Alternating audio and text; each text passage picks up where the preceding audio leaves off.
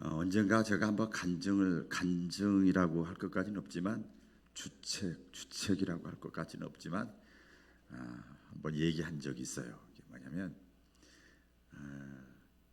제가 연애 결혼을 했거든요. 자, 이렇게 얘기하니까 눈동자들이 다 빛나시네. 연애 결혼을 했는데 이렇게 그 어떤 사무실 앞에서 둘이 이렇게 화단에 이렇게 같이 이렇게 앉아 있었어요. 근데 여러분 아지랭이 사랑이라는 거 아세요? 아지랭이 사랑. 모르지요. 경험을 안 해봤으니까. 또 아마 인터넷 찾아봐도 그런 건 없을 거예요. 아지랭이 사랑이라는 것이 있어요.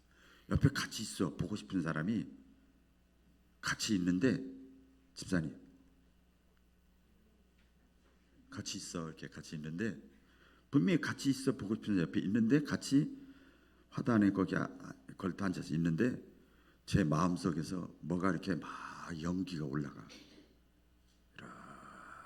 이렇게 올라가가지고 옆에 있는 이 최병희 옆씨한테 막 가는 거예요. 막 가요. 신기한 경험을 했어요.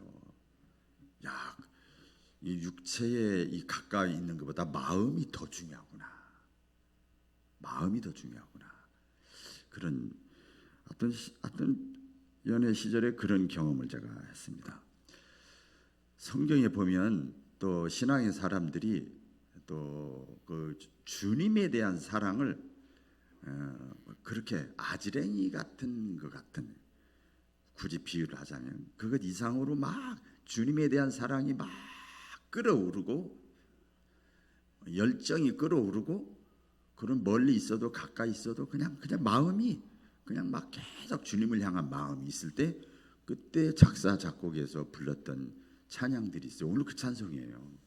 구주를 생각만 해도 내 마음이 좋거든. 주 얼굴 배울 때야 얼마나 좋으랴. 감동이 와요. 구주를 생각만 해도 내 마음이 좋거든. 주 얼굴 배울 때야 얼마나 좋으랴. 이 찬송 부르면서 많은 신앙의 사람들이 감동하고 눈물을 흘리고, 저도 한동안 그랬어요. 또 찬송가에 보면 나의 기쁨 나의 소망 되신 주, 밤낮 불러도 늘 아쉬운 것은 주님이 나의 기쁨이다. 그 찬송하면서 막 눈물을, 여러분 어떤 찬송에 이렇게 감동받아서 눈물 흘리는지 몰라요. 또 한동안 우리 교회 와서도 많이 했어요. 복음성가 가운데 사랑합니다 나의 예수님, 사랑합니다 아주 많이요, 사랑합니다. 제가 좀 목이 잠겨서 찬양을 안 부르고 설명만 하는 거예요. 그것뿐이에요. 사랑합니다. 그러면서 막 여기 와서도 우리 몇 사람 같이 극동방송 생방송 가서도 그 찬송, 목사님 제일 좋아하는 지금 찬송을 불러달라고 그래서 그 방송 그 스튜디오에서 제가 그 찬송 부르면서 막 울었어요. 사랑합니다. 막 그 예수님에 대한 사랑, 열정. 오늘 이 자리에 참여한 분들 가운데 그런 것들이 비스무리하게 조금이라도 있는 분은 복 있는 사람들이에요. 할렐루야. 그 예수님이 탄생하실 때 여러분 그 하늘의 천사들이 노래를 했습니다. 뭐라고 노래를 했죠? 온 백성에게 미칠 큰 기쁨의 소식을 너희에게 전하노라. 예수님 탄생 때 천사들이 그렇게 얘기를 했어요. 그러니까 큰 기쁨의 주인공이 누구냐면 예수님이요. 그래서 여러분 복음이라는 건 복 있는 소식, 가장 기쁜 소식이요. 그러니까 예수님 자체가 복음이에요. 따라해보겠습니다. 예수님이 복음이다. 예. 복음을 전하라 이 얘기는 예수님을 전하라 그 뜻이에요. 땅끝까지 이르러 복음을 전하라 그 얘기는 기쁜 소식인 예수님이신 예수님을 이렇게 전파하라 그 뜻이에요. 그 뜻. 그래서 이 복음의 핵심 내용, 예수님의 핵심 내용은 뭐냐면 십자가와 부활이에요. 십자가와 부활. 십자가와 부활이 우리들에게, 저와 여러분에게 기쁜 소식이에요. 십자가는 뭐냐면 죄와 죽음을 상징하는 거예요. 영원히 죄짓고 영원히 죽을 수밖에 없는 사람. 그런데 부활은 뭐냐면 죄와 죽음의 문제를 예수님이 해결해 주셨어요. 할렐루야. 그래서 십자가와 부활이 함께 있을 때 그것이 우리에게 복음이고 기쁜 소식이에요.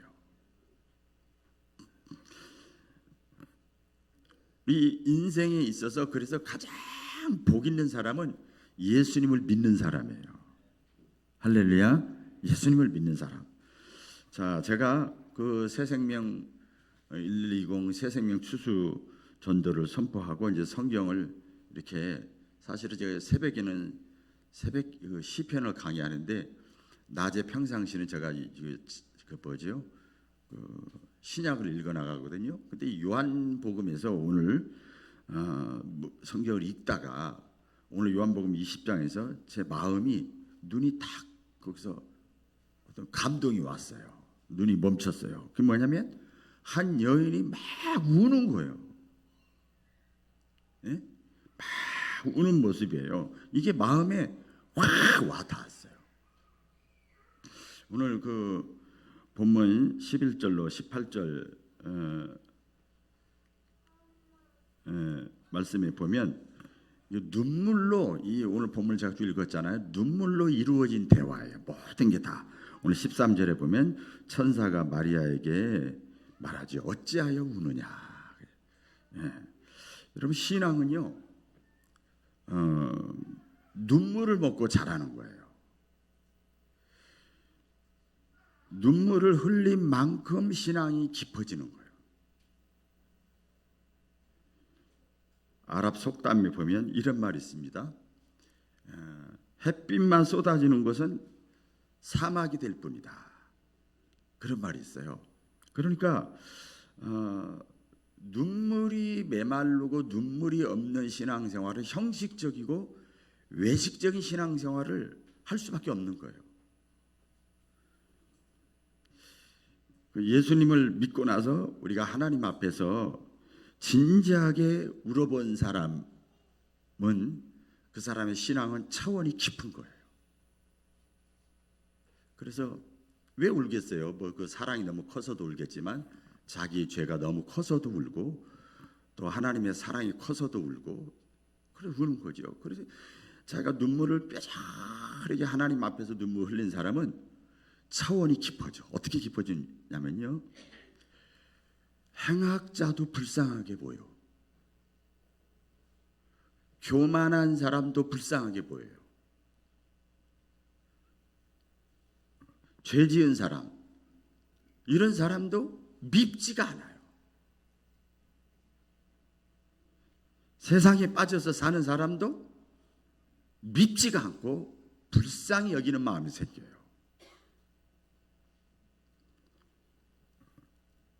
따뜻한 마음이 생기는 거예요. 신앙생활하면서 눈물을 많이 주님 앞에 흘린 사람은 따뜻한 사람이 되는 거예요. 그런데 오늘 한국 교회를 이렇게 보면은요, 교회라고 그래봐야 뭐 성도들이죠. 이렇게 보면 뻔뻔스러워진 것 같아요. 많이 뻔뻔스러워졌어요. 좀 답답할 때가 있습니다. 왜 그런가 하면 자기가 죄 지은 것을 대수롭게 여기질 않아. 가볍게 여기고 그러면서 회개한답시고 몇 마디 말로 때우고 나서 자기 죄가 다 용서함 받은 것처럼 신앙생활하는 사람들이 있어요. 여러분, 과연 하나님께서 그런 기도를 들으시고 죄를 용서해 주시고 기도 응답해 주실까? 전혀 아닙니다. 한편 이 마리아가 왜 예수님 앞에 나와서, 죽으신 예수님 앞에 나와서 눈물을 흘릴 수밖에 없었을까? 많은 사람들이, 저나 여러분 다 마찬가지입니다. 교회 다니면서 신앙생활하면서 어떤 집사님이 저한테 그러더라고요. 오늘 안 나오셨는데 저도 예수님 만나고 싶어요. 목사님처럼 예수님 경험하고 싶어요. 뭐가 그렇게 예수님이 좋아요? 신앙생활하는 방법을 알려주세요. 저한테 그러더라고요. 그런 마음이 있어. 예수님을 경험하기 원하는 마음은 있는데 막상 십자가가 내 앞에 딱 다가오면 다 뒤돌아서는 거예요. 다 뒷짐지고 다 주춤거립니다. 십자가를 떠나고 싶은 거예요. 마음은 있는데 어려움 앞에서 다 흩어지는 거죠. 예수님의 제자들 아시잖아요. 그 3년간 예수님과 같이 동행을 했지만 막상 십자가가 앞에 딱 있으니까 예수님의 제자들이 다 도망가고 흩어졌어요. 마음은 그렇지 않은데. 그런데 마리아는요, 그 예수님의 십자가의 죽음을 직접 보면서 무덤을 떠나지 않고 끝까지 찾아와서 무덤 앞에서 울고 있는 거예요. 도대체 이 마리아는 예수님과 어떤 관계인가, 어떤 사람이기에 예수님의 제자들도 다 도망가고 떠났는데 이 마리아는 무덤까지 와가지고 울고 있을까? 이런 것 같아요. 예수님에 대한 사랑과 열정이 예수님을 찾게 만들었다. 마리아가 어떤 사람인가 여러분 제가 소개를 해드릴게요. 여러분 자신과 한번 이렇게 비교를 해보세요. 마리아는 이 막달라 마리아입니다. 막달라 마리아는 7 귀신이 들렸던 여자고 귀신이 들려가지고 자기 의지와 상관없이 몸을 팔아서 돈을 벌고 창녀 같은 삶을 살았어요. 그래서 사회에서 천대받는 여인이었어요. 인간 쓰레기 같은 삶을 이 마리아는 살았습니다. 그렇게 살다가 그 인생이 끝날 인생이었는데 그 마리아에게 예수님이 찾아오셨어요. 그리고 그 예수님을 만나 주셨어요. 그리고 이 막달라 마리아를 창녀지만 불쌍히 여기셨어요. 그리고 7 귀신을 다 내쫓아 주셨어요. 그리고 죄 지은 모든 것들을 예수님이 하나님의 아들의 권세로 다 내 죄사함 받을지어다. 다 죄도 용서해 주셨어요. 지금까지 이 막달라 마리아가 살면서 자기를 그렇게 인격적으로 존귀하게 대해준 사람이 한 사람도 없었어요. 다 손가락질했죠. 그런데 예수님은 달랐습니다. 그래서 마리아는 이 예수님을 만남으로 인해서 자기의 삶이 완전히 새롭게 됐어요. 그렇기 때문에 예수님의 제자들도 다 도망갔지만 예수님이 고난 중에 있었고 십자가에 못 박힘을 당하고 그러고 나서 십자가 죽고 나서도 예수님을 향한 사랑과 열정이 이 마리아는 끊어지질 않았어요. 식어지질 않았어요. 계속됐습니다.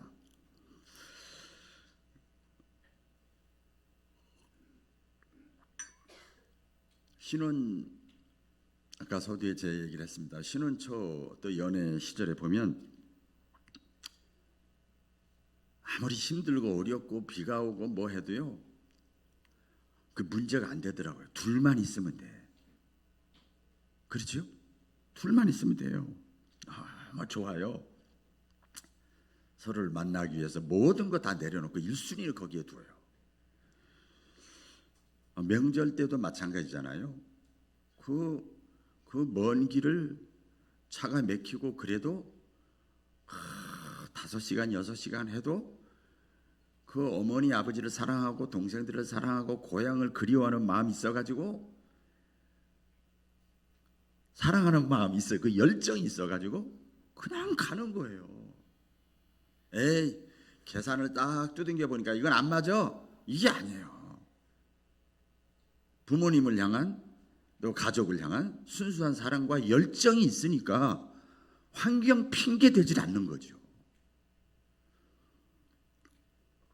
자 이제 좀 깊게 들어가 볼게요. 제가 우리 교회 개척 마동에서 시작하고 이쪽으로 왔을 때 그 2년령 때 그때 어땠느냐면요. 여기 여러분 계시는데 입만 열면 제가 기억나요. 목사님 제가 뭐 할 거 없어요? 이게 붙었어. 모두 신자들이. 목사님 저 뭐 시킬 거 없어요? 저 할 거 없어요? 그때 그랬어요. 일을 하는데 찾아서 하는 거예요. 찾아서. 저도 그때는 개척이 처음이니까 잘 모르잖아요. 찾아서 막 청소 사역을 했어요. 교회를 사랑하는 마음이 있으니까 그런 거예요. 뭐 30평 상가 뭐 교회 사랑하는 마음이 있는 거예요. 주님 사랑하는 마음, 교회 사랑하는 마음, 열정, 이것이 있으니까 그냥 서로 막 뭔가를 해보려고. 건축 초기에도 그래요. 이쪽으로 와서 이따 제가 자료도 한번 알려드리겠습니다만, 교회가 너무 소중하니까 막 좋아하는 거예요. 막 그래가지고 막 전도의 열정이 막 교회를 사랑하는 마음이야. 막 그랬었어요. 임직 초기에도 보통 보면 1년은 잘하더라고요. 임직이 소중하다고 생각하면 잘하는 거예요. 한번 생각을 해보세요. 만약에 이 막달라 마리아가 예수님을 만나지 못했다면 어떤 인생이 됐을까? 아까 소개했죠? 뻔합니다. 많은 사람들에게 무시당하면서 쓰레기처럼 무가치하게 살다가 죽을 수밖에 없어요. 그런 사람이었는데 예수님을 만나고 나서 달라진 거예요. 그래서 그렇습니다. 여러분, 우리가 오늘 이 말씀을 통해서 나누고 싶은 이 핵심 메시지는 뭔가 하면, 지금 내 속에 예수님에 대한 순수한 사랑과 열정이 있는가?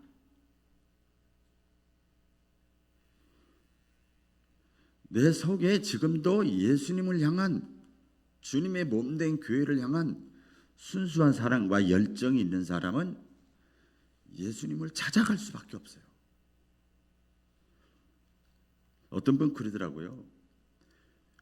조사에 의하면 한 교회에 20년 이상 다녀야 교회 주인의식이 생긴대요. 나 그 소리 듣고 깜짝 놀랐어요. 우리가 16년밖에 안 됐잖아.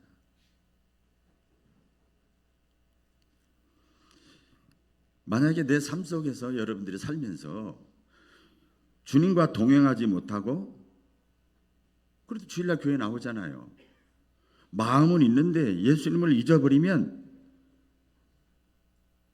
여러 가지 문제가 있겠지요. 또 뭐 여러 가지 문제가 있겠지만 가장 큰 문제는 뭐냐면 예수님에 대한 순수한 열정과 사랑이 식어져서 그래요.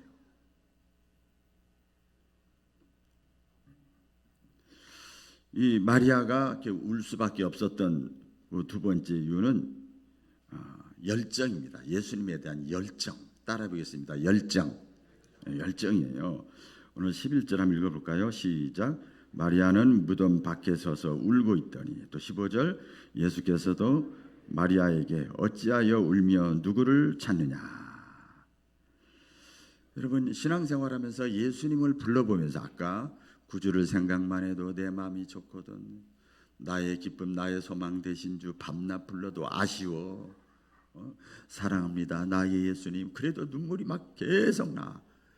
그때 눈물 흘리고 너무 막 눈물을 흘리면서도 한편으로는 너무 행복한 거예요. 마음의 평안이 막 찾아오는 거예요. 하늘의 소망이 막 생기는 거예요. 삶의 의욕이 막 생기는 거예요. 삶의 목적과 방향이 딱 뚜렷하게 잡히는 거예요. 그런 경험 해보신 분들 있으시면 아멘. 오늘 아까도 서두에 말씀드렸습니다만, 본문을 말씀 읽으면서 예수님 앞에서 엉엉 울었던 이 여인이 갑자기 동일시가 되는 거죠, 저하고. 새생명 추수 1110 2013년도에 하고 2017년도에 하고 그 다음에 세 번째 하는 건데, 진행하면서 안타까운 마음이 생기는 거예요. 제 마음속에. 반면에 신천지 사람들은 지난주에도 우리 교회 왔어. 문자도 오고, 문자도 다 어떻게 정보를 알아서, 공문도 오고, 공문 비슷하게 발신인도 없이 사람도 찾아오고, 신천지인들, 또 이단들, 전도 열정, 하나님의 교회 안상홍 증인에 많이 있잖아요. 그들의 그 열정을 이렇게 보면서 벙어리 신자, 잠자는 신자들의 모습을 보면서 늘 안타깝지만, 그리고 선포식을 10월 첫 주에 하기 전에 2주 전부터 미리 다 올려놓고, 그리고 기도회를 시작하고, 그리고 전도지를 석 장씩 다 나눠주고 이렇게 했는데, 그 진행 상황을 보면서 너무 안타까운 거예요. 예배 마치고 가는데 여기저기 전도지가 수두룩하게 그냥 다 쏟아놓고 가고,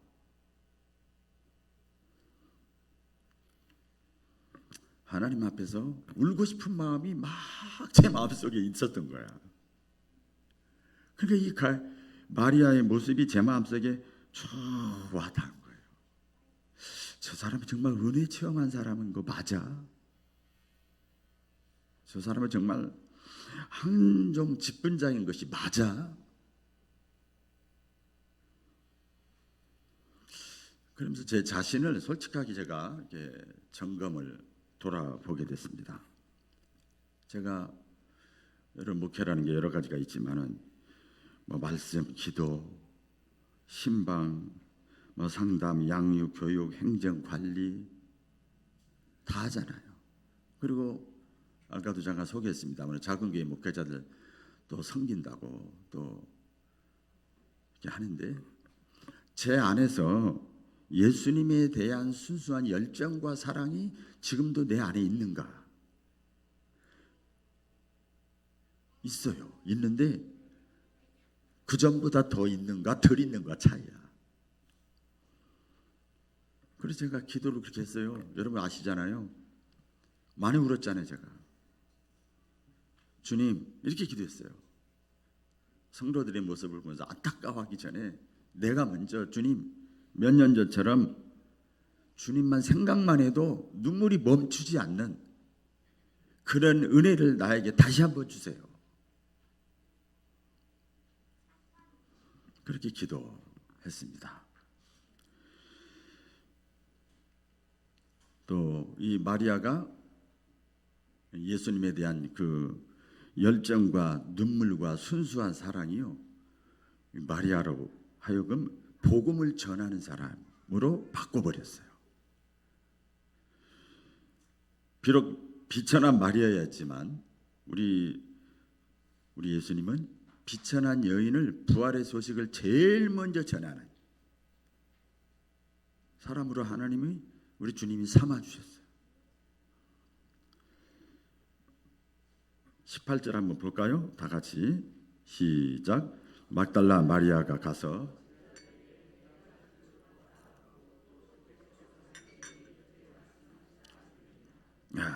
막달라 마리아가 예수님을 드디어 영의 눈이 띄어져서 봤어요. 그리고 나서 내가 주를 보았다. 그리고 다른 제자들에게 얘기를 합니다.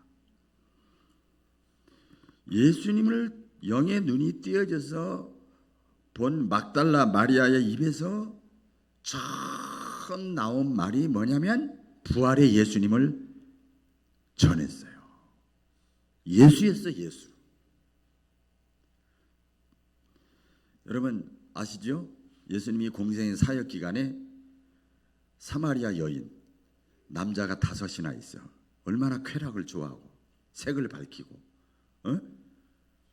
부끄러운 건 알아가지고 낮에 동네 나오지도 못하는데 천한 여인이잖아요. 예수님이 만나주셨어. 여러분, 그래서 저나 여러분 다 마찬가지입니다. 우리 바울교회 신자들은 사도 바울처럼 이방인의 사도 같은 마음으로 불신자든 악한 사람이든 어떤 사람이든지 간에 다 만나고 품고 함께 할 수 있기를 주님의 이름으로 축원합니다. 거리를 두지 마세요.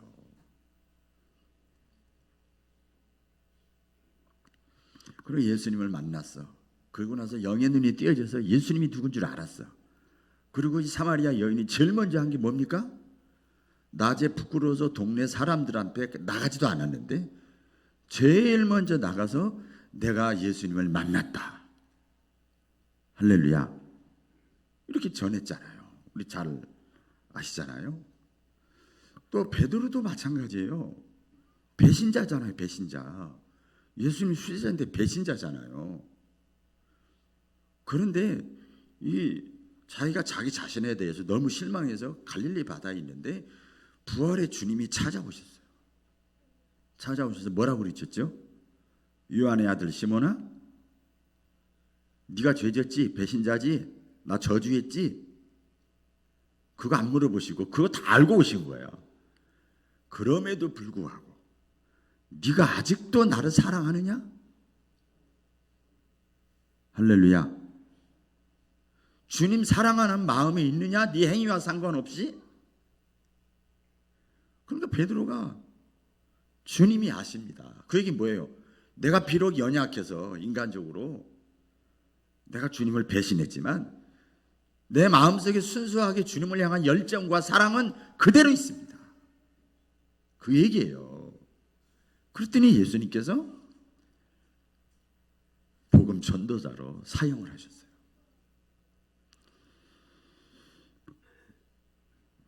이 사도 바울도 마찬가지잖아요. 사도 바울도 예수님을 만난 후에 만났다는 게 뭐예요? 용서함을 받고 사랑을 받고 은혜를 입고 그 다음부터 사도 바울이 뭐라고 그래요? 나는 이제부터 예수님만 자랑하기로 작정했다. 할렐루야. 갈라디아서 6장 14절 읽어볼까요? 시작. 우리 주 예수 그리스도의 십자가 외에 결코 자랑할 것이 없다. 자기가 죄짓고 형편없고 창녀였고 배신자였고 핍박자였고 그랬지만 내 욕심이 약해서 그랬지만 주님 사랑하는 마음이 있으면 주님이 저와 여러분을 사용하실 줄로 믿습니다. 제가 그 말씀을 준비하면서 우리 교회 주보를 다 보관하고 있거든요. 2006년도부터 2부씩 다 보관하고 있어요. 그런데 전도 현황을 한번 찾아봤어요. 맨 12월 달 마지막에 보면 제가 이렇게 기록을 해놨어요. 어느 때는 인원수도 결혼, 어느 때는 그 위에 몇 명 별표해가지고 해놨어요. 보니까 한번 들어보세요. 다 할 수는 없고 2011년도부터 그러니까 10여 년 전에부터 2011년도에 56명 등록 세가족, 2012년 40명, 2013년 26명, 2014년 11명, 2015년 9명, 2016년 22명, 2017년 11명, 2018년 4명, 2019년 3명, 2020년 4명, 2021년 3명, 그리고 2022년 현재 3명. 그 주가라고 그러나요? 뭐라고 그래요? 코스피라고 뭐래요? 이렇게 하다가 그냥 쫙 2016년 17년도부터 그냥 완전히 1년 내내 1년입니다. 이거 1년.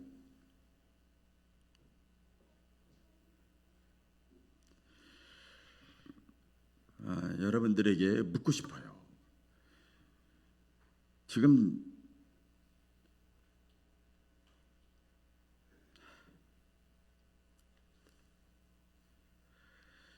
예수님에 대한 순수한 사랑과 열정이 내 마음속에 아직도 있는가? 우리 주님이요, 물질을 원하고 직분을 원하고 명예를 원하고 그런 거 아니에요.